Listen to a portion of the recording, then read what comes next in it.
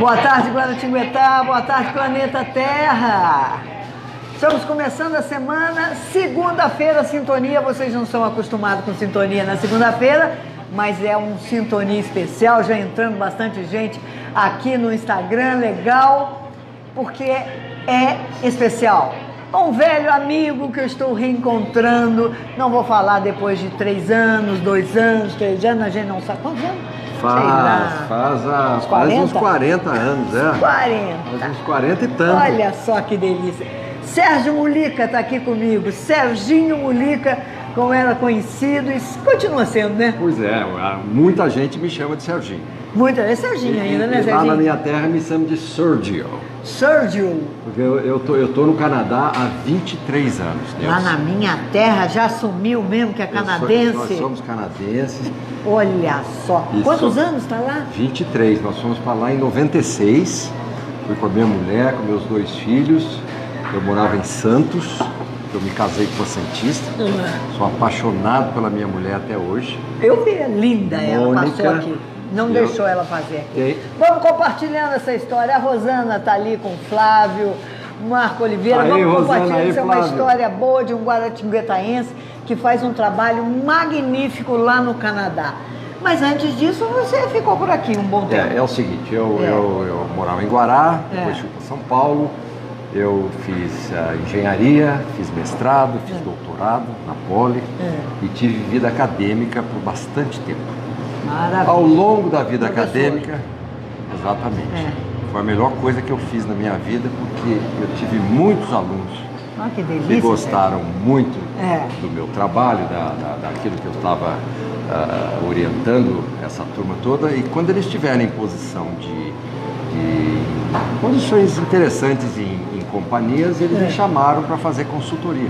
Maravilha! Exatamente. Maravilha! Daí eu montei uma firma de consultoria e bastante bem sucedidos. A minha mulher é arquiteta, eu engenheiro, consultor na área de estruturas. A fome com a vontade de comer. Exatamente. Daí, um desenho e o outro faz cálculo. Exatamente. Daí me casei, morei em Santos. Mas em 95 nós tivemos uma ideia. A gente queria fazer um sabático e morar 1 ano no exterior. Os filhos já grandes? Não, os filhos tinham 13 e 11. E fomos nós 5. A Mônica, eu, nossos 2 filhos e o nosso cachorrinho. Pois sim, o cachorro também vai junto. E daí pensamos na Austrália, pensamos no Canadá. E escolhemos Vancouver, onde nós estamos desde 96, e passamos um ano belíssimo, possivelmente um dos melhores anos da minha vida, porque eu não fazia nada, né? Eu só passeava? Só passeava, procurava, mas daí quando nós percebemos que a gente ia ficar mesmo. pelo segundo ano... Os meninos se adaptaram bem? Adaptaram muito bem. A gente tinha o medo de que se eles não se adaptassem, a gente voltaria. Mas todo mundo gostou, fizemos a votação. Maravilha! Democratas em casa, e na no vida. Trabalho, na escola e na vida. Ganha a maioria. Ganha a maioria. Não concordo com você, mas eu te defendo até o fim o direito de você falar a sua ideia. Tem o direito. Temos que respeitar, mas você tem o direito de expor a sua ideia. Exatamente. Fazemos a luta das ideias. E aquela ideia que prevalecer, sem jogo ruim, né? Sem jogo sujo. Sem jogo sujo, sem passar a perna por trás, né? Sem falar bobagem. Porque o que a gente está ouvindo de bobagem nesse país é uma coisa louca. Você lê Jornal do Brasil lá em Vancouver? De vez em quando eu vejo. Agora, eu tenho muitos amigos no Brasil, tenho amigos no Chile. E que vão me posicionando. Você está me cutucando para eu começar a falar que eu sou anti-Bolsonaro, né? Não é nem ser anti-Bolsonaro, mas é anti essa bobagem, né? Exatamente. Você falou bem, não é a pessoa, não é anti a ideia radical. Isso. Anti como disse o Lula e bendito. A classe dominante brasileira tem raiva do pobre. E não pode ter raiva do pobre. Eu não sei. Porque no Canadá não tem pobre. Olha, 93% da nossa população é classe média. Então, existem pobres, talvez até por opção, mas vamos dizer 2%, 3%. uns outros 2, 3% de gente bilionários. Agora, a sociedade, grosso, o corpo da sociedade, Neuza, é classe média. O que é classe média? É quem tem uma casa, que todo mundo tem uma casa, porque é fácil comprar com o programa de mortgage, né, com o programa de Tem os programas governamentais? Tem os programas todos, fácil de comprar. Tem um carro, tem 2 semanas de férias por ano e vive todo mundo bem. Por exemplo, o serviço público funciona. Nós temos a medicina socializada, medicina privada é proibida. Como assim medicina? Tem SUS no Canadá? É o SUS. Vamos dizer, nós temos uma carteirinha, você se sentiu mal, você vai para uma clínica, ou vai para o seu médico, ou vai para o hospital, para uma emergência, apresenta a carteirinha e eles fazem o trabalho que tem que fazer. Se eu tiver que ir para uma UTI, eu vou para uma UTI. Louco, e custa zero. Então, mas não desconta de você ou de todo mundo? Desconta, não desconta. Ou você no imposto paga de renda. um valor, mas para você ter uma ideia, eu não sei quanto que você paga no seu plano particular no Brasil. Não, eu não tenho plano de saúde, porque com a minha idade, se eu tiver um plano de saúde, eu vou ter que pagar no mínimo R$1.700 por mês. Como é que daí? Como é que eu vou viver? Isso aí, R$1.600 por mês, dividindo por 3, o dólar canadense hoje está 1 para 3. 1 para 3. Isso seria $600 canadenses. 600. Eu e a minha mulher pagamos $120 por mês para esse plano de saúde. Logicamente que o plano é financiado pelo governo. Tem subsídio. Porque, claro, mas por isso que nós pagamos impostos e pagamos bem. E todo mundo paga imposto. Então, como eu dizia, nós temos a medicina socializada, a educação até o 2º grau do governo. Os meus filhos, no Brasil, com 11, 13 anos, eles iam em escola particular. Aqui particular, lá escola pública. Agora, quando chega na faculdade, não existe faculdade de graça. Como tem aqui. É o contrário. Por que eu tenho que pagar para o filho do fulano ali ser médico? Quem tem que pagar é o pai dele ou é ele. Ou ele paga e faz um empréstimo e depois repaga o governo. Agora, já ouvi uma frase aqui mesmo essa semana dizendo: a universidade brasileira é para rico. Olha, eu acho que pertence, porque, não é? Porque o desprivilegiado, aquele que não teve oportunidades, e que muitas vezes é tão inteligente e podia ser tão bem preparado, mas ele não teve a oportunidade. Não consegue chegar lá. Ele não teve uma escola 1º grau competente, não pôde fazer um cursinho porque o cursinho é pago. Exato. E ele perde na concorrência. Exato. Por quê? Porque o pai fica lutando para poder pagar a escola particular ou não, pagar o plano de saúde ou não. Então, eu sempre digo para quem estiver me ouvindo aí, eu saí do Brasil com 44 anos. E eu era uma vida boa. Eu tinha uma vida boa. Eu tinha uma vida excelente. Eu fui com o trabalho nosso, nós fomos bem sucedidos, como eu dizia, tinha uma firma de engenharia com um número grande de funcionários. Mas lá pelas tantas nós optamos por ter a experiência lá, daí vendemos a firma aqui e a gente estava em Santos e em São Paulo. Né? Uma vida louca. Chegamos no Canadá, daí a gente precisava ver o que a gente ia fazer, porque eu tinha um pouco de dinheiro. E daí que eu entrei no negócio, nós vamos falar um pouquinho aqui. Vamos, que é um trabalho muito legal. Mas antes de falar isso aí, o que eu quero dizer é o seguinte, me perdi, não me lembro. Sobre a saúde e o imposto de renda. Sim, então, eu peguei. Achou? Com um velho de 67 anos acontece, se a gente começa a falar, daqui a pouco a gente O velho de 67 tá bom. A velha de 62, vamos embora junto.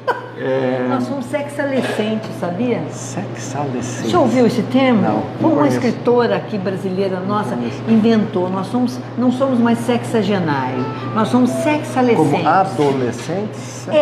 Sexalescentes. Porque aqui agora, principalmente nós mulheres com 60 anos, a mulherada está dando um show. Ela está aí vivendo, está entrando em escola de internet, está fazendo faculdade que não fez, está fazendo tudo que não fez como um adolescente. Então, nós temos uma cabeça jovem, um corpo de 60, mas a cabeça de 16. Olha, uma experiência de 60, não, tá bom? Mulheres e homens e todas as coisas in between, o espectro todo. a gente, eu me sinto jovem, Eu logicamente também. que o corpo Grita. não responde sempre, né, como a gente quer que responda. Na maior parte das vezes responde. Mas o que eu ia dizer é o seguinte, quando eu fui pro Canadá com 44 anos, eu era um sujeito de direita. Só para você ter uma ideia, em 96, aqui era o Empresário de Fernando direita. Henrique, empresário, acreditava que se alguém fica rico, que isso é bom para a sociedade. Não é bom? Uma verdade. É bom, mas até um certo ponto. A pergunta que eu faço é a seguinte, vou dar um exemplo. Se eu tiver 10 milhões de reais, ou se eu tiver 20 milhões de reais, o que a minha vida pode ser melhor? De 10 para 20 milhões, nada. Agora, de 0 para 1 milhão, a diferença Sem é dúvida. grande. Por isso que eu digo, a partir de um certo ponto, não tem sentido você acumular. Não gera mais nada, porque você só pode comer 3 vezes por dia. Você pode sim, como a gente ouve na televisão canadense, que nós somos um país liberal, com centro-esquerda. O centro-esquerda, o Canadá. Se eu só terminar como eu disse, pode ser que meu iate seja mais. Eu não tenho iate, tá? Mas o cara que tem 10 milhões, ou 20, ou 50, o iate dele pode melhorar um pouquinho. Talvez ele possa dar 1 ou 2 empregos a mais lá. O carro ele já tem o top. Já tem o top, não precisa mais nada. Só come 3 vezes por dia, só usa um par de sapato por vez, né? A menos que vá a cada 10 minutos para casa e troque o par de sapato para poder ostentar, como é o caso daqui. Não tem sentido, né? Quando eu cheguei no Canadá, eu vi que um país em que a medicina é socializada, a educação é socializada, o transporte é controlado pelo governo, até a venda de... O transporte é controlado pelo governo? Totalmente. Então, esse país funciona. Então essa coisa que fala-se muito no país hoje no Brasil, da livre iniciativa, e que o controle excessivo do Estado é absurdo. Eu usei a palavra excessivo. Eu acho que é excessivo. E bem usado. Vou fazer a posição. É. O capitalismo funciona. O capitalismo gera riqueza. Perfeito. Falha na hora de distribuir. Isso. Então, o ponto é esse. Isso é o que eu chamo de centro para a esquerda. Agora, nós precisamos ter programas sociais, não só por causa do coração. Não. Mas é bom para a sociedade distribuir o dinheiro. Se eu produzo esse copo, hoje eu tenho, vamos dizer, 1000 pessoas comprando copo. Se eu conseguir fazer com que 10 mil pessoas comprem meu copo, vai ser melhor para mim. Então, a ideia é isso, a gente tem que pegar o excesso todo, cobrar, taxar os ricos, mas usar esse dinheiro para criar escola, para criar hospitais e para fazer tudo aquilo que, não é ficar que gera a sociedade melhor. E parar com a corrupção também. Não, a corrupção A corrupção tem jeito. Eu quero falar isso aqui, eu não sou a favor de corrupção nenhuma. É. Lamento que a esquerda brasileira tenha caído para isso. Eu não sei exatamente o que é verdade, o que não é. Caiu.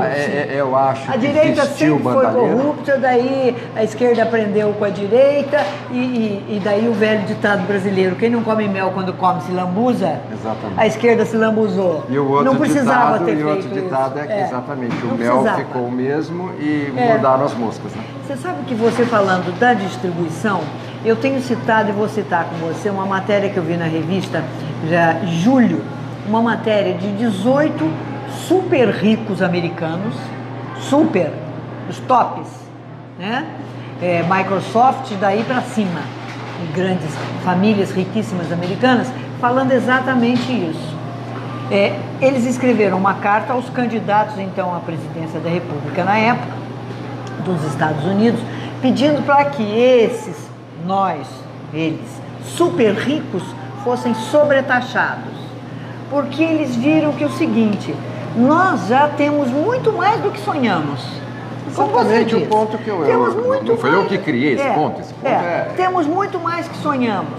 Só que a economia está crescendo e cresce muito mais para mim do que para a classe média. Ela está achatando. Eu cresço 10% e ela cresce 3%. E está sobrecarregando o governo, a máquina pública. Então sobretaxa a gente para poder ajudar essa gente, para poder equilibrar essa distribuição de dinheiro. Os super ricos americanos pedindo para que sejam super taxados. E daí fizeram essa ideia para os brasileiros. O que é que fez? Berrou, né? 5 brasileiros, não estou falando de percentual, americano é 1%, super rico. Aqui no Brasil, 5 pessoas detêm o mesmo dinheiro, vou falar em português claro assim para vocês, é um patrimônio, do que 100 milhões de brasileiros, metade da população brasileira. A situação nos Estados Unidos não é muito diferente. Existe uma concentração muito grande. No Canadá não tem isso, tem? Olha, nós temos bilionários. Inclusive em Vancouver, nós moramos, nós temos um bilionário que está pondo grande parte da fortuna dele hoje em hospitais, ajudando, porque ele está com 80 e tantos anos, deve ter uma fortuna de possivelmente 7 ou 8 bilhões de dólares e está tentando devolver para a sociedade aonde ele conseguiu criar essa... Vancouver é a parte inglesa ou francesa? Veja bem, no Canadá... Como é que funciona isso? Vancouver está na costa do Pacífico, né? Nós estamos, lá de cá, pertinho dos Estados Unidos, um pouco acima de Seattle, nós estamos do lado esquerdo, como as coisas devem ser, né? O coração fica do lado esquerdo, né? É verdade. E nós, em Vancouver, só se fala inglês. Aliás, grande parte da população fala Mandarin, né? O chinês, e grande parte da população fala indiano. Nós estamos falando de 15% da população fala mandarim e 15% fala indiano. Por quê? O Canadá se abriu para a imigração a partir de 1970, 1980. Então foi gente do mundo inteiro e eu, particularmente, com a minha família, foi um desses. O Canadá estava buscando pessoas com educação, que a gente sempre fala, pessoas com cabeça e bolso. Quem não tem bolso, a cabeça só está certo. Quem não tem a cabeça, o bolso sofre. Ou seja, precisou abriu para poder fazer a economia ficar mais vibrante. Então tem imigrantes do mundo inteiro. Nós estamos abertos não só para imigrantes que vão produzir, também refugiados. Nós recebemos um grande número de refugiados da Síria. Mas a gente não vê nenhuma manifestação do povo canadense. Porque nós estamos de acordo e o governo liberal nosso, que, diga-se de passagem, acabou de ser reeleito na semana passada. Menino, jovem. É o filho do Trudeau. É um governo liberal, é um governo de centro-esquerda, e nós derrotamos os conservadores, que é um cara que é contra a eutanásia, contra o sexo, contra o casamento de homossexuais, que é contra a religioso, aquele cara que reza o dia inteiro, mas que na hora de fazer o bem, não pode fazer isso. Eu fico perguntando, por que toda extrema-direita usa Deus para justificar suas ideias, que são ideias anticristãs. É interessantíssimo. Não é? Nos Estados Unidos e também aqui no nosso país, por exemplo, chamados na Alemanha está evangélicos acontecendo estão sempre do lado direito. Por quê? Eu acho que existe aquele conforto de que está sendo apadrinhado por um ser superior, que tem o direito de haver concentração de riqueza na mão de meia dúzia. Logicamente que é um pouco mais complexo do que isso. Bem mais, né? E me justifica. Bom, mas quando a gente morrer, a gente acerta isso, né? Não Lá sei. em cima, vamos ver. Vamos ver, né? Ou não. Vamos ver quem é que é, né? Ou não vamos ver nada. Ou não vamos ver nada. Né? Não, mas eu acredito. Bom, mas conte uma coisa. Aí um dia me contaram o seguinte, olha, falando em Canadá, eu tenho filhas de amiga minha que foi para o Canadá, já voltou, mas não está em Toronto, na parte francesa, não é isso? Não, Toronto ainda se fala inglês. Fala inglês? Então, onde fala francês? Em Quebec. Acho que é Quebec. E em New Brunswick. Existem nós temos 10 províncias, 3 territórios, 10 mais 3, e 2 dessas províncias, a língua oficial é francês. As oficial. As outras todas, a língua então é Quebec, inglês. que ela Quebec, fala francês. Mas não demorou 3 meses, já estava trabalhando. Já fez um concurso, já passou e estava trabalhando. Dá licença, só para recusar isso aqui. Isso aqui, que toca todo dia para mim, é banco me oferecendo dinheiro, mas ele não quer pagar, ele só quer me dar para eu pagar para ele depois. Então é só de um lado, né? Só de um lado.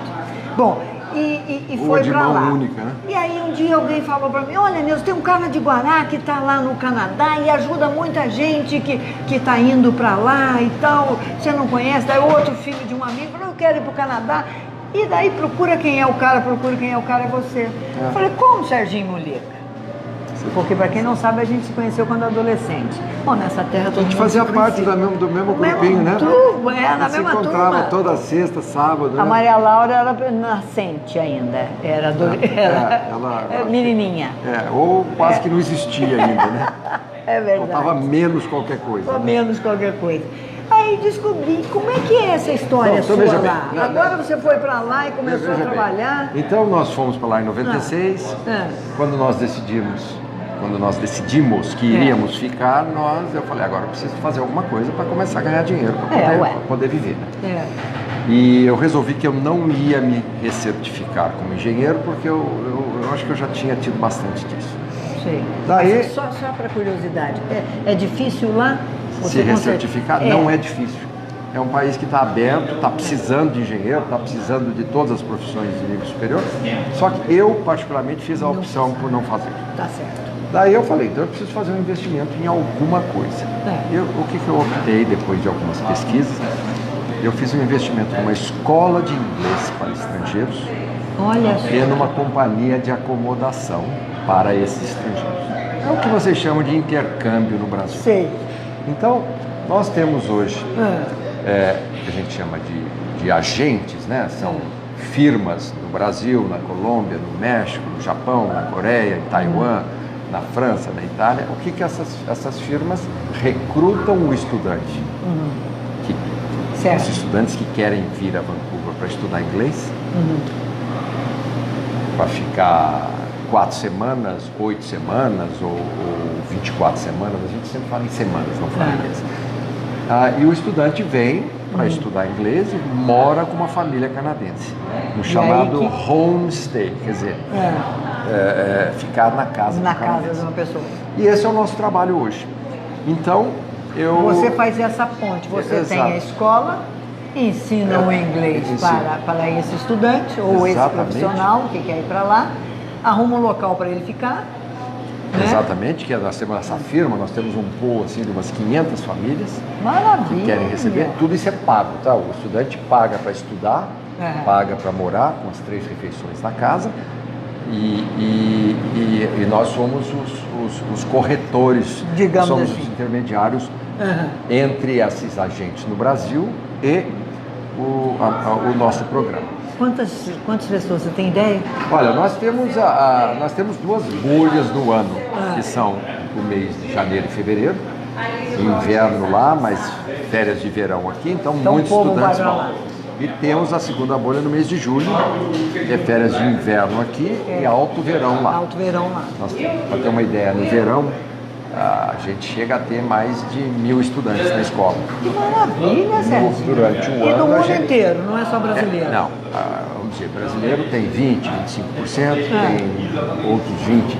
As 2 grandes nacionalidades que optam por Vancouver para fazer o intercâmbio são brasileiros e japoneses. Mas a gente tem, como eu disse, coreano, tem mexicano, tem colombiano, tem italiano, francês, alemão. Bom, então você deve ter lá pessoas, professor de inglês, mas que é coreano, porque ele tem que, de uma certa forma... Não. A gente tem, inclusive, você aprende com o nativo, só se fala inglês. Só se fala inglês. Se você não fala inglês, nós vamos arrumar um jeito de fazer com que você se vira, aprenda. Com a mão, com o sorriso, mostrando objetos. E é assim que se aprende uma língua. Então, nós somos hoje, então, empresários do chamado intercâmbio. Maravilha. E eu... Quanta gente que passou pela sua escola e não voltou para o país? Muita gente. Ficou lá. Gente que vai lá, encontra alguém na escola, resolve ficar por lá. Eu tenho um cara, por exemplo, nós moramos em Santos, eu tenho a filha de um grande amigo meu de Santos, que foi para estudar, conheceu um mexicano que estava na escola, se apaixonou, casaram, hoje ela mora no México com um mexicano. Não volta. Você não volta? Não volta. A gente vem ao Brasil por alguns motivos. Até há pouco tempo, por causa de família. No momento eu tenho uma irmã no Brasil. Eu perdi o papai há 2 anos, a mamãe há 4 anos. A minha mulher também já perdeu os pais, já foram. Então, a gente vem ao Brasil. Cordão umbilical é daqui para frente agora. Sem dúvida. Né? Por quê? Música. Eita. Música brasileira, música popular brasileira. Agora eu Bossa entendi por que esse cara estava junto com o Marinho e o Flávio Augusto. Você vê, fizeram uma batucada lá que foi um negócio fantástico. Segunda coisa, a gente vem aqui para beber e para comer. Por que a comida lá não é boa, não? A comida não é tão boa como a daqui. Arroz e feijão? Não tem arroz e feijão. Lá tem salmão, nós somos terra do salmão. Mas comer salmão o tempo inteiro, né? Não faz bem, tem um pouquinho? Não. Uma vez por semana você come um salmão.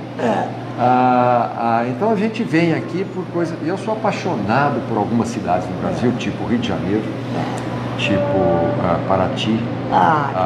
Isso faz um bem louco pra gente. A gente lava a alma, volta feliz. Serginho, não dá uma sensação assim de você morar num lugar? Eu penso assim, eu falo, minha mantiqueira, não tem minha mantiqueira.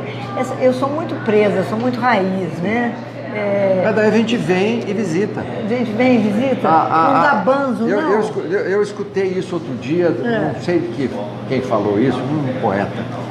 Passado não foi feito para a gente viver nele, foi feito para a gente visitar. Ótimo. Sem dúvida. Aqui, por exemplo, eu aqui cheguei, abracei você, uma série de coisas que aconteceram, que você testemunhou ou estava por perto, nos ambientes, é uma época. Então, respondendo a sua pergunta... Não dá saudade? Dá saudade, então a gente vem. Agora, por que no Canadá?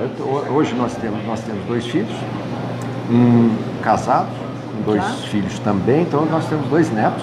Mano, que maravilha! Eu durmo com a vovó, porque a minha mulher é a avó dos meus filhos. E estão no Canadá, estão sendo educados lá. Entendem um pouquinho de português, mas só falam inglês. O meu outro filho, que é solteiro, no momento ele está morando em Nova York, porque ofereceram uma oportunidade de emprego para ele. É muito mais fácil andar para o mundo, né? Hoje em dia, os nossos jovens são criados para o mundo, tem que sair para o mundo. A gente é cidadão do mundo. Quando eu estava vindo para cá, eu estava perguntando assim, o que eu vou perguntar para o Serginho? Eu falei assim, quando se fala em política no Canadá, quando se fala, não é nem política social, se pensa em quê? Vou explicar isso para você. Porque aqui, quando se fala em política no Brasil, nós pensamos em educação, claro, né? Emprego, porque nós temos uma faixa miserável que está aumentando cada vez mais, porque a riqueza está ficando na mão de alguns, cada vez mais, não é só no Brasil, no mundo inteiro, né? Infelizmente a direita está nadando de braçada. Nadando de braçada, porque ela vai ficar cada rica e nós vamos ficar com uma massa humana. E o que nós vamos fazer com essa massa humana? Campanha política do neto do Trudeau, o que ele fez? Então, deixa eu fazer um resuminho rápido. Aqui o prefeito quer dar emprego, quer aumentar o imobiliário da cidade, quer não sei o quê, e nós falamos ainda em cano de esgoto. Não, então veja bem, o Canadá conseguiu montar, os canadenses conseguiram montar uma sociedade de classe média, não uma sociedade em contraposição com a sociedade de elite brasileira. Nós somos sociedade de classe média.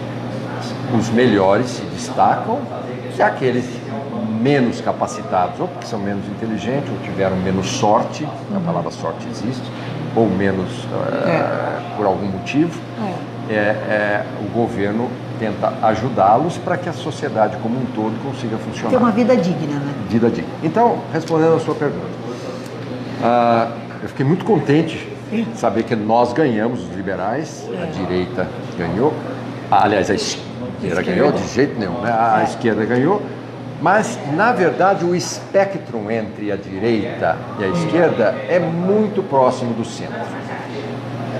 O que esses partidos todos estavam debatendo? Nós vamos deixar tantos bilhões nos próximos 4 anos para fazer hospitais e para melhorar os existentes e para fazer escola. Qual era a diferença entre a direita e a esquerda? Um tinha um número lá, 18 bilhões em 4 anos. O outro tinha um número de 16 bilhões. Não é? Mas o objetivo era o mesmo. É a escola, a educação. Por quê? Porque tudo isso é dinâmico. Um hospital que você faz hoje, daqui 20, 30 anos, ele está obsoleto. Exatamente. Precisa mudar Menos todo até o hoje em dia, equipamento. né? Exato. Os equipamentos eletrônicos, em 2, 3 anos, estão obsoletos. Então precisam ser melhorados. Então, é sempre ligado na educação e na saúde.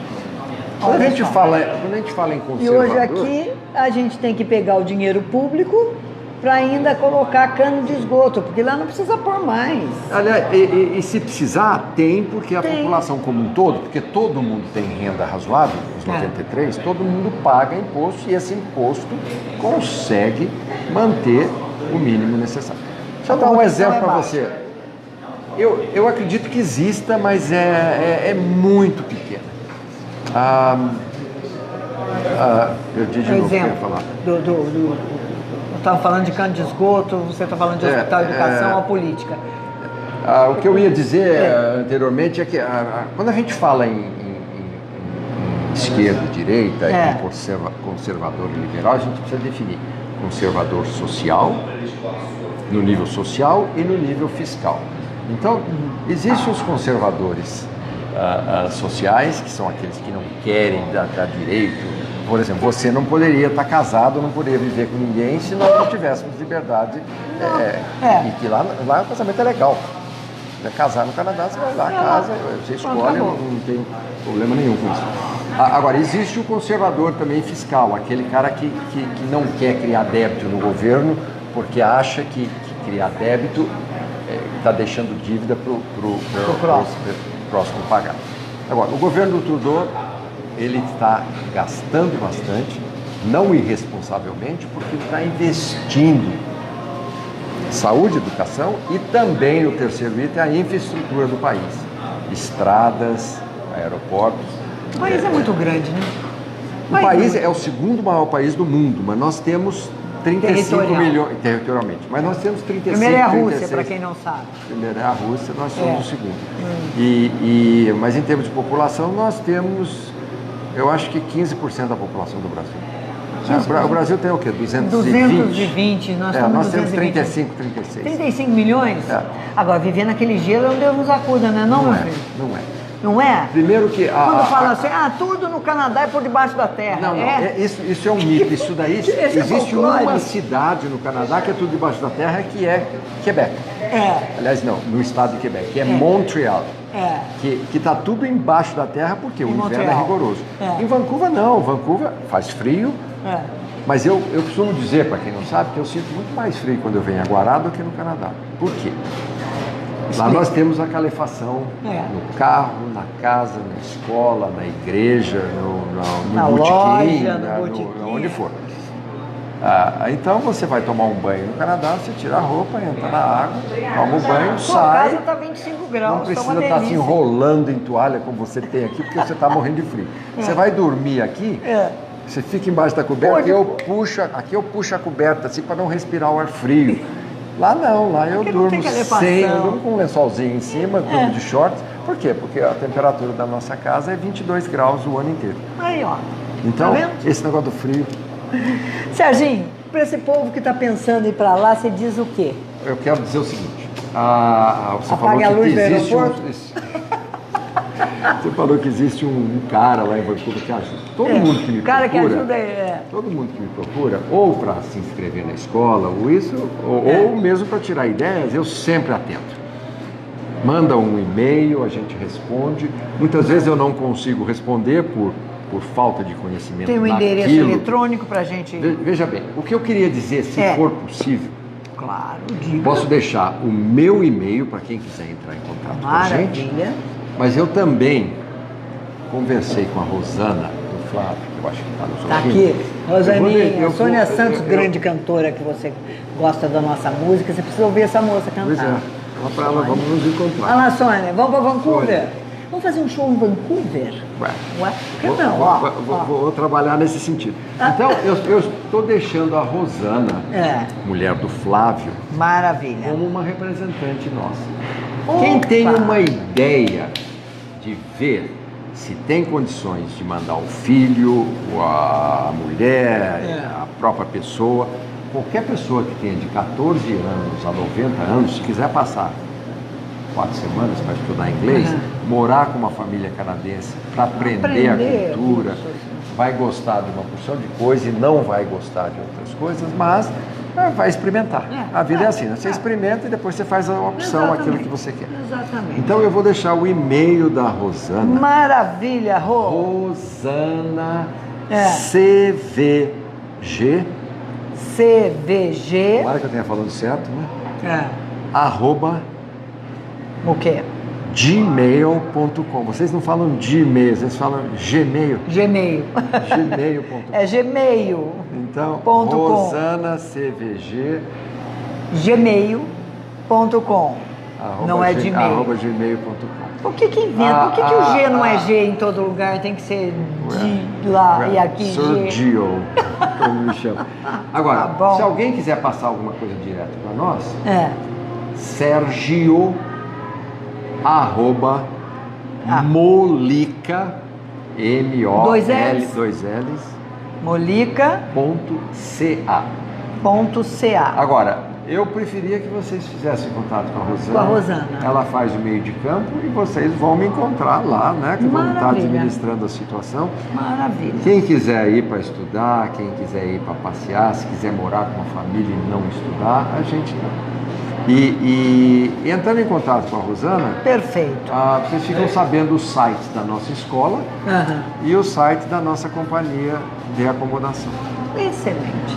Serginho, você se lembra que na Copa de 70 você tinha uma Kombi azul? E que nós saímos passeando Eu não tinha, meu pai tinha. Por essa avenida que tinha poste no meio ainda? Me lembro. Empinhocado de gente na sua Kombi, eu lá na portinhola aberta lá atrás. 1970, Cantando a Copa eu tinha do Mundo. 18 anos. Você dirigindo. E eu sentado em cima do meu motor pai, lá mas fora. A Kombi azul. É assim. O mundo. E Copa de 70. As pessoas que marcam as várias etapas da nossa vida, você está presente. Quando falou em Neuza Cipolli, eu vi a Guará, por exemplo, o Flávio, que foi meu. Apesar do Flávio ser um pouquinho mais velho que eu, nós estudávamos francês juntos. E eu adorava o Fábio. Depois aprendi a adorar a Rosana. Neguinho. E atualmente a gente troca aí tudo que essas trocas de WhatsApp. Eu não tenho rede social, eu não tenho Facebook ou Instagram. Não tenho nada contra eles, mas eu Sabe o que? Às vezes é melhor, viu? Pra ficar ouvindo besteira aí também, às vezes é melhor, sabe? Que deixa a gente doente.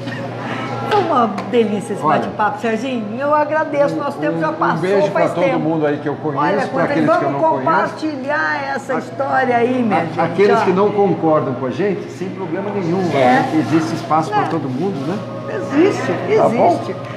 Cabe todo mundo. Posso dar um beijo no seu? Valeu, delícia, é claro que pode. Sucesso para todo mundo Beijo aí. pra vocês, beijo pra vocês. Beijão. Compartilhe esse programa e de tarde vai estar lá no Sintonia no YouTube, tá bom? Neuza Cipolli pra vocês. E já sabem, eu vou lembrar que todo mundo que quiser ir pra Vancouver, fala com a Rosana do Flávio, que é conhecida assim. Fala com a Rosana. Beijos, minha gente. Beijo. Até amanhã que tem mais. Tudo de bom. Tchau.